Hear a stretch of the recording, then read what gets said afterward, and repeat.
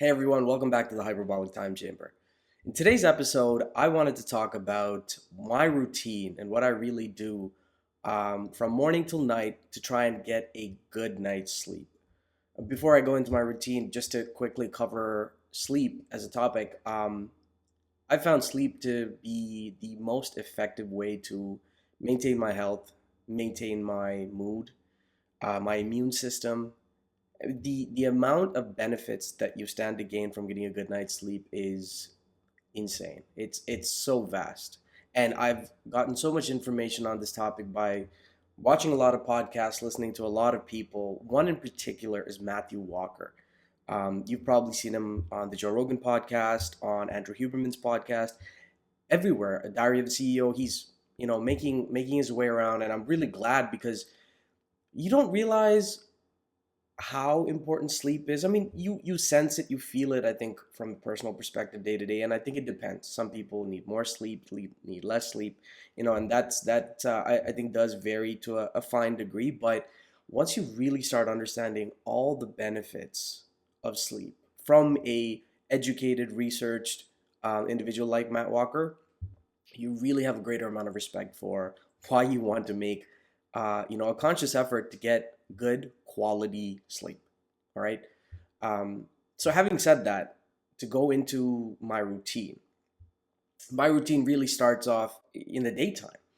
I try and wake up at a set time. At the moment, I actually don't have an alarm for myself, just because I've gotten routinely used to falling asleep at a certain time, and now routinely I'm waking up at a certain time. So I'm now letting my natural circadian rhythm do the job. So I wake up on average around 7:38 every day. And the first thing I do, regardless of what the rest of my day looks like, is I have a coffee. I love coffee. I feel like it kickstarts my day. It gets me moving from a washroom perspective. And it sets the tone. And it's very ritualistic for me, and I find it beneficial. What I've now also started incorporating into that is I have coffee without any distractions in terms of screens or phones. I used to immediately look at my phone or look at my screen. I'm trying not to do that now because, again, there's a lot of research showing that it's better to sort of prime your brain and your mind a bit before you start engaging in some of these, tools that get your brain moving in different ways. So I get a coffee. Ideally, I might even go back and sit on my bed. The only window I have in my condo is in the bedroom, so I just open up the windows, let light come in, get as much natural sunlight as I can, um, and I have my coffee.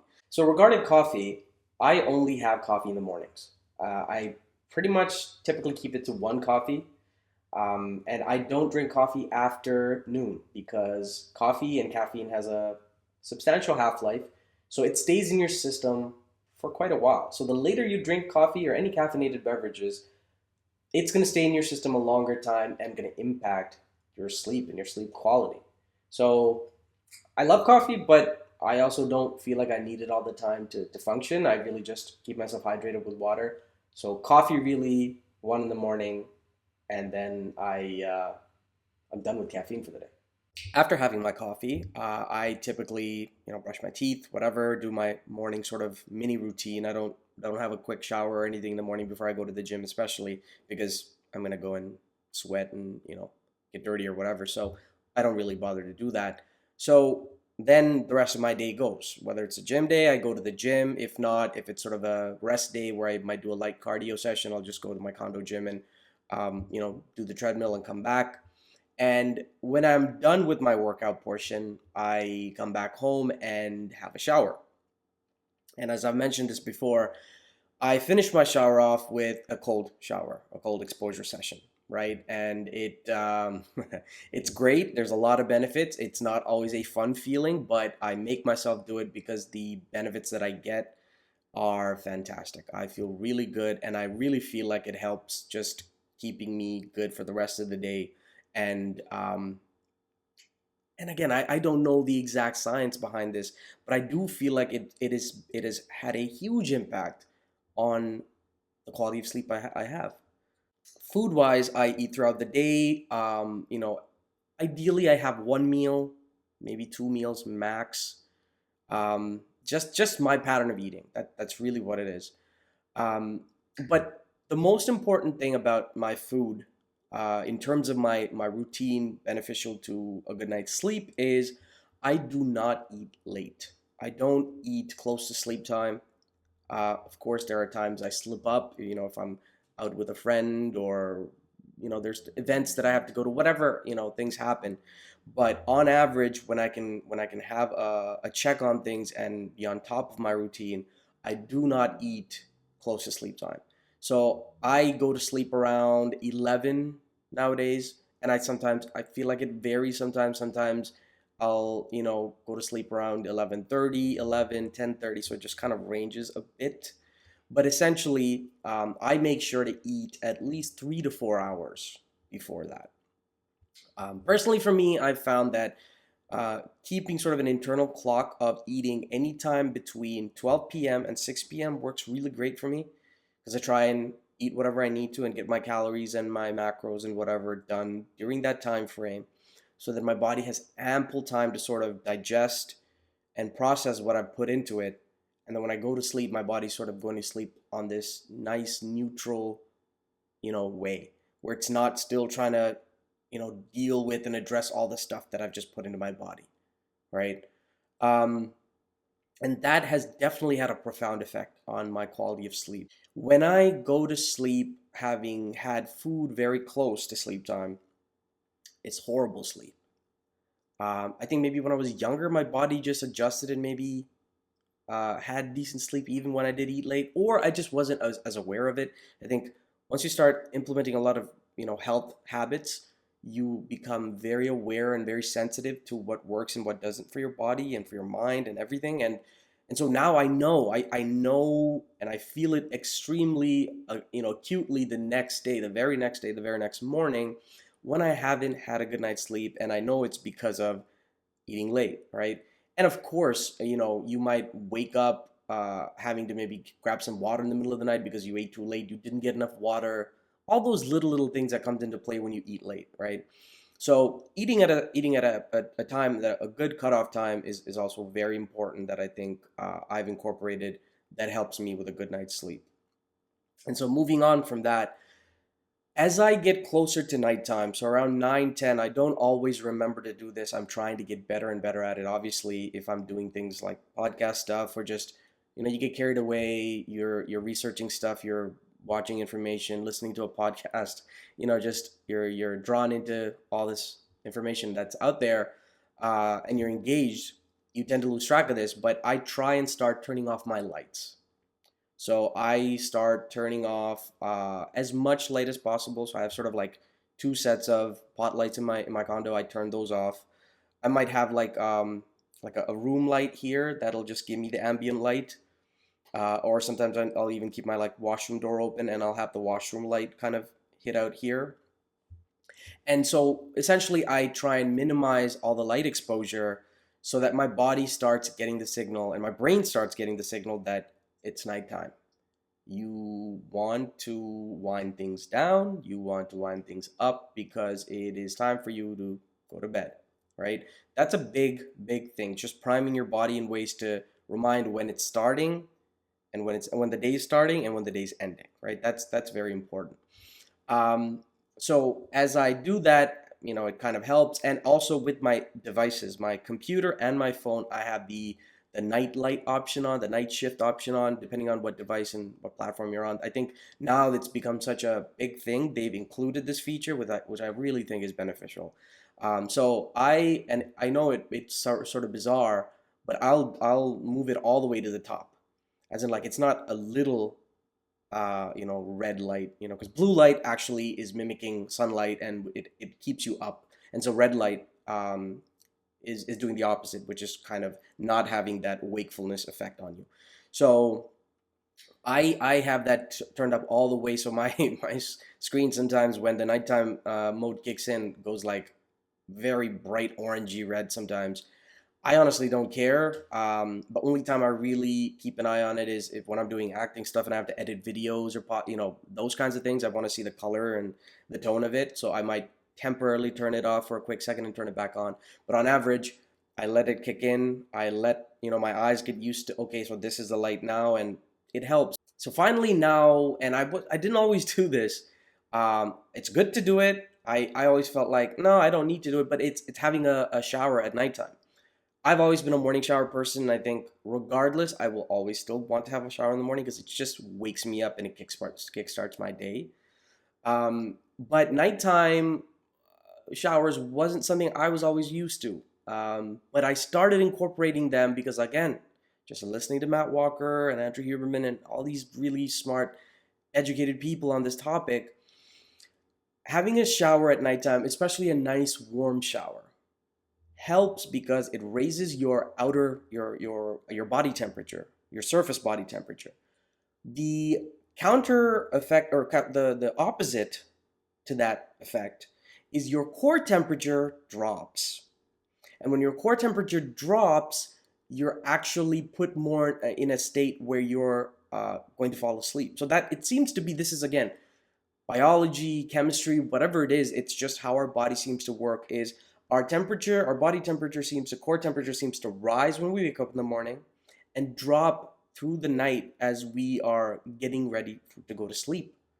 So I've now primed my body in that way where, and it's also really relaxing to have a nice hot shower before you go to sleep. I feel great. Um, I have a nice warm shower. And that lets me feel sort of calm, relaxed, rested, and ready for sleep. So I go to my bedroom, all the lights are off now, all the screens, everything's off now. And that's another thing. I don't have, and I slip up from time to time, but I do not have any electronic devices in my room. I mean, I have a digital alarm clock, not an alarm clock, just a clock. I don't even use it as an alarm clock. Um, so no ticking, no noises. I try and keep my room dead silent if possible. Obviously, there's ambient noise outside, the street, and all that. You can't really control that, but I block out my, I put my curtains, so try and minimize any outside light, and no devices in my room, no electronics, nothing that can be a stimulant at night, um, with one exception. I have a e-reader. I have a Kindle. But the e-reader also has a great night mode. So it's got the color combination and the light combination that allows it to be very sleep friendly, in that you can read at night without it keeping you up and stimulating you. So I have that turned down, and I have it on my bed. So routinely I go on my bed and I will have my Kindle that I can read off of. And I will read as much as I can and much as I want. There are nights where I feel like I have a little bit more, I want to read for maybe 30 minutes. Sometimes it's 10 minutes and I know my eyes are, I'm reading a paragraph thrice, four times, because I'm like, what was that? No. And that's it. That for me is like, okay, sleep time. So I just, put it on sleep mode and put my Kindle right beside me, and I just tuck in and go to sleep. That's it. But I find that reading actually helps me go to sleep. Something about just reading and that routine of it just lulls me nicely to sleep. Because I think sometimes when you're not fully ready to sleep, you might just sit in your bed and you're kind of fidgeting around and rolling around, and it's weird. It's like you're anticipating going to sleep and you don't fall asleep and you're getting annoyed. So a lot of that I just don't have to deal with nowadays. Like if I'm very sleepy, I'll go right to sleep. But if I feel like, okay, I'm good, let me just get in a little bit of reading, I'll read, right? So that is one of the things that I do. And ultimately, sort of something that maybe throughout the day that I'm not doing, but that I've set up for myself, is my temperature, my condo temperature. I set, I mean, maybe this is a bit extreme. Some people probably can relate to this a lot. Some people can't. I keep my thermostat around 20 degrees Celsius. 21 sometimes, but 20. 20 seems to be a sweet spot. And also because there's always ambient heat coming in through sunlight, and that's great, but I'd like to keep the place a little more fresh feeling. Considering the fact that I was born and raised in a tropical country, and now I've gotten so used to cold weather, my body just operates better when it's the temperature's a little lower. So I keep it at 20 degrees. If you set your temperature in a couple of degrees lower than, I guess, maybe your typical temperature, it helps in getting to sleep. So maybe there's an argument to be made that during the daytime I should have it at like 21, 22, and then I should drop it purposely at nighttime to like 2019. Sometimes, I mean, I know I'll forget. I'll forget to do it in the morning and do it at night. So I don't want to overcomplicate things. I just kind of keep it at a range that's already lower-ish, and that definitely helps. I also have a fan in my room. I don't always use it. Sometimes I'll put that on a very low setting in terms of like wind or like blowing pressure, and I'll let that go. And that also helps because I just feel nice and cool. So you also feel like you're nice and tucked in and snuggled up in your comforter, your duvet, whatever, your quilt, and it helps a lot to have a nice night's sleep. So I think that really takes me from beginning of day to end of day, and I don't think I've forgotten anything. So these are the things that I do to get a good quality night's sleep. So far, having now gotten into a routine of incorporating these habits, I have excellent sleep. I have a nice deep sleep. I wake up in the morning feeling very refreshed. Um, and again, I don't know if other people are different, but for me, I'm very aware the next day of how my night went. Because conversely, I know how bad I feel in the morning when I don't get a good night's sleep, especially if you maybe drink, you have alcohol, um, or as I said, eat late. Anything that disrupts the typical patterns of having good sleep, you'll feel it. I feel it in the morning. I feel tired, weak, lethargic. My mood's not always as up. Um,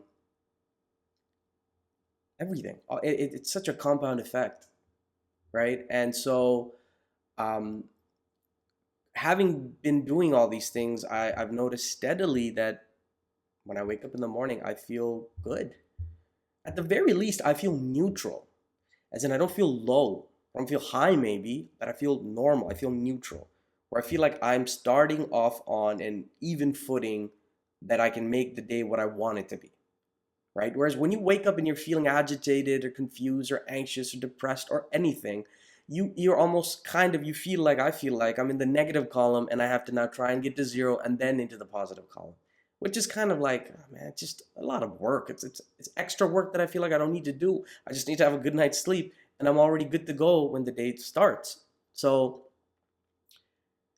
that's where all these things that I do, I find is extremely helpful. And I'll say this, I'm not perfect with it. I have days where I deviate because life kind of comes into play.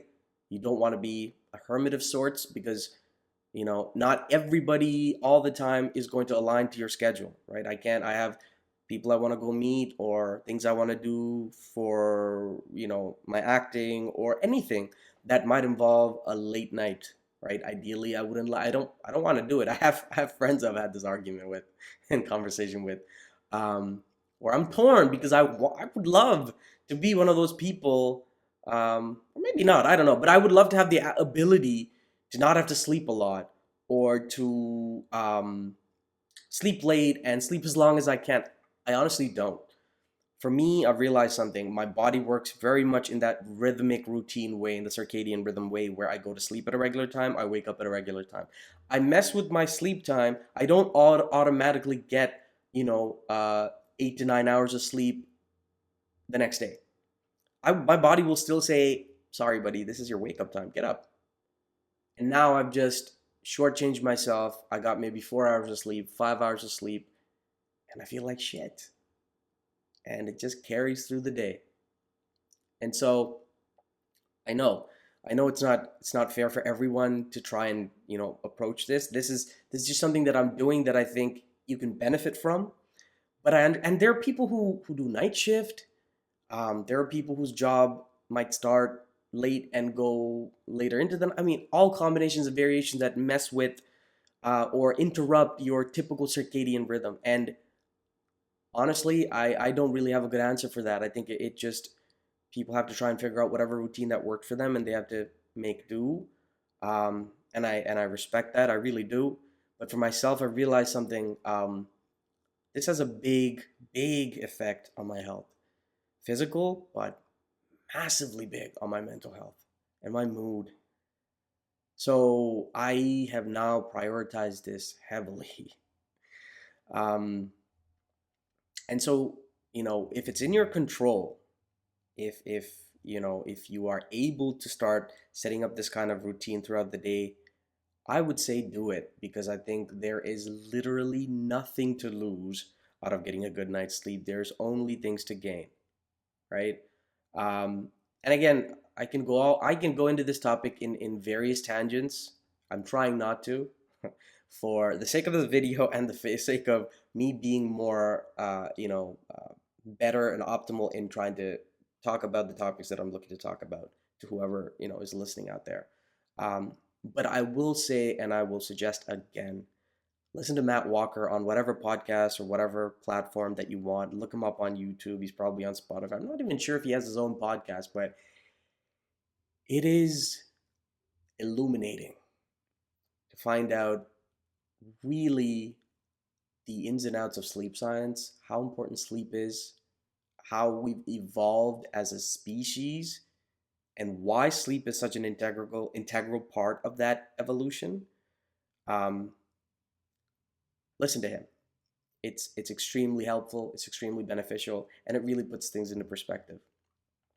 If you find this engaging and informational in any way, or just if you liked it, I'm happy. Great. That's really what I want. And if so, please consider supporting the channel. Um, if you're watching this on YouTube, like the video, subscribe to the channel, share if you have any friends or family or anybody that you know that might get some benefit out of this, or they might like watching it. And add a comment, leave a comment if you have any thoughts. If I might have missed something in what I said, or if I was erroneous in something I said, because ultimately for me, I want to learn, and I want to get better and do better and be better, right? That's really self-improvement at its very core, at my very core, is what I'm aiming for, right? So please, yes, leave a comment, leave your thoughts, leave your questions. If I can answer them, I would love to. If not, I'd at least try and direct you to somewhere and somebody else that could potentially address your questions. And if you're watching this on another platform, Spotify at the moment, I am trying to figure out how I can shift podcast hosts, or shift my podcast host so I can get the podcast out to other platforms, Apple Podcasts, Google Podcasts. There's so many. But essentially, right now, I have it on Spotify and YouTube. So if you are watching this on, or hearing this on Spotify, or watching this on Spotify, because this is my first video podcast. And if you are consuming this podcast on Spotify, feel free to follow my channel on Spotify and give it a star rating if you feel inclined to. And there is a format to leave video messages, video messages on Spotify. And I think you can write feedback because there's a question section as well. So feel free to do that as well, right? Um, so that's it. That's it really for this podcast, this episode. Thank you for listening, and I'll catch you on the next one.